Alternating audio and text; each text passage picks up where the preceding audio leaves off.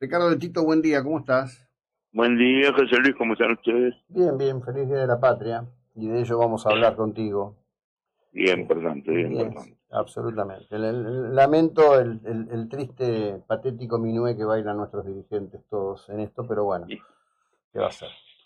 No siempre las dirigencias están a la altura de la época. La dirigencia de esos años turbulentos, ¿estuvo a la altura de la época? absolutamente. O sea, la determinación de dar el puntapié inicial de la construcción del Estado Nacional es lo que demandaba un momento para la gente que había realizado una revolución en 1810 en la capital, o vieja capital virreinal, que había dispuesto iniciar un proceso de independencia americana, participar de un proceso que ya existía en otros sectores del continente, que tenía que ver con el vacío de poder generado en Europa y tenía que ver con un proceso que ya tenía el antecedente de Estados Unidos. Combinadas ambas cosas, se planteó un desafío continental. Mm. Y ese desafío continental tuvo un jalón en Tucumán, 40 años, casi exactamente 40 años después de la Convención de Filadelfia en 1776, 1816, con diferencia de días, 4 de julio y 16 de julio, el 9 de julio, perdón, este, y, y se planteó la construcción en el otro extremo del continente de lo mismo que había hecho Estados Unidos 40 años antes. O sea, unas provincias unidas, unos Estados Unidos, estamos prácticamente usando las mismas palabras para construir un Estado independiente, una estructura estatal independiente, que se sacara a la colonia después de encima, después de 300 años de opresión. ¿Había opresión en estas tierras? Te hago esta pregunta de esta manera por lo siguiente. Se ha puesto muy de moda y toda una corriente reinterpretativa de la llamada leyenda negra española. Estuve viendo un documental el fin de semana de alguien que hacía énfasis en el relato que hacía Alexander von Humboldt en su recorrida por las Américas, diciendo que en líneas generales ciudades como las que había visto habla de La Habana, habla de Lima, diciendo que bueno, que tenían una calidad de vida superior a la calidad que vivían los pobres y los humildes en Europa. Sí, bueno, pero la enorme estructura burocrática de la monarquía española se sostuvo 300 siglos, 300 años, 3 siglos con el, el dinero de las minas de Zacatecas, de Potosí. Eso es lo que sostenía el aparato burocrático real de la monarquía española. Ujú. Entonces, eh, por supuesto que en Buenos Aires y en el Perú, en Lima, en México, en Cuba, había, digamos, ciudades donde se vivía mejor en términos relativos que en Europa. Pero eso no cambia, eh, digamos,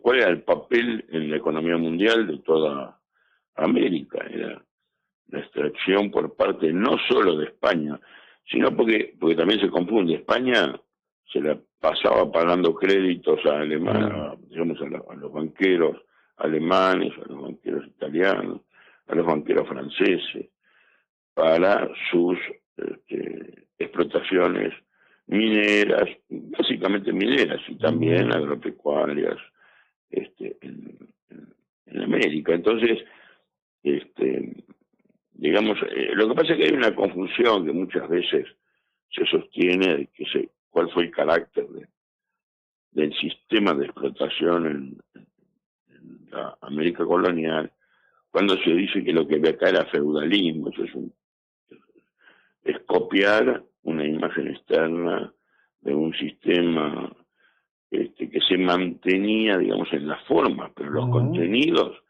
eran la participación de América como este, proveedora de materias primas al mercado mundial. Entonces, o sea, es claramente capitalista la conquista de América. De modo que no hay que equivocarse con cuál fue el rol que cumplió, y lo dicen los propios textos de Moreno, de Belgrano de la época, ¿no?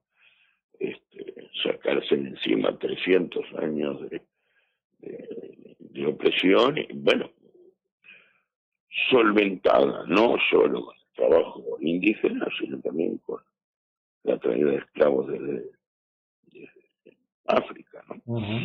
Y esa fue mano de obra esclava o semi-esclava, que estuvo como objetivo la incorporación al mercado mundial, sobre todo de minerales, ¿no?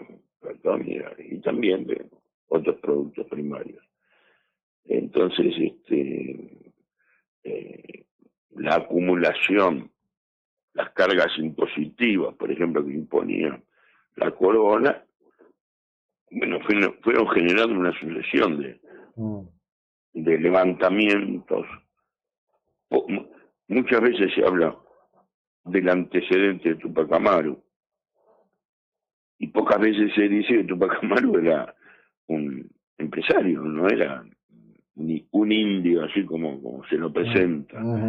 Era un jefe comerciante de una familia real, descendiente de la familia real inca, que se levanta por el aumento de los impuestos. La misma razón que generó la Revolución Norteamericana. Lo estabas mencionando y estaba asociando inmediatamente eso, ¿no? Vos en tu artículo, vuelvo a tu artículo publicado hoy en Clarín, decís y haces una cita: los insultantes ataques a la prensa, una negación de la libertad, la decisión de una jueza neoyorquina, un absoluto atropello a la inviolable autonomía nacional. Resulta obvio que como nación en muchos órdenes seguimos adolescentes. Bueno, la época presente no está exenta de desafíos, ¿no? Bueno, pero lo que pasa es que siempre hay que interpretar, entonces, el momento en el que se vive y cuáles son las características de ese desafío. Los revolucionarios de mayo tuvieron, digamos, unos intérpretes legítimos en la declaración de la independencia de las Provincias Unidas en Sudamérica. Recuerdo que así se labra el acta, ¿no es cierto? Provincia Unida de La Plata, o en Sudamérica, depende de los manifiestos que se quieran leer, escritos o traducidos al quechua, al aymara, curiosamente no al guaraní, lo que da toda una vista de cuál era el planteo estratégico. Entonces, hoy, ¿qué celebramos? Celebramos un día de enorme importancia, pero es evidente a la vista de quien quiera ver las cosas con cierta realidad, es que nuestra independencia está completamente lesionada y que nuestro sistema republicano está absolutamente lesionado. O sea que las intenciones aquellas que tardaron otros 40 años en concretar una constitución, empecemos por eso, ¿no? O sea, 40 desde la independencia norteamericana a la nuestra, u otros 40 a tener una constitución como república. Y ahora, a ojos vistas, estamos mal, no, esto cojea, ¿no? La independencia cojea y el sistema republicano cojea, y las dos cosas son dos caras de una misma moneda. Bien, momento complejo. Te agradezco como siempre, Feliz Día de la Patria, Ricardo. Buena jornada. Igualmente, un saludo, es un día muy especial para todos nosotros, pero pensemos que en 1816 es un mojón extraordinario, y hoy ser patriota es plantear, digamos, sobre todo entender en qué encrucijada internacional estamos. Sin duda, gracias, buena jornada. Seguimos en un instante. Este era Ricardo de Tito, historiador, y su visión al respecto de esta cuestión. Entre otras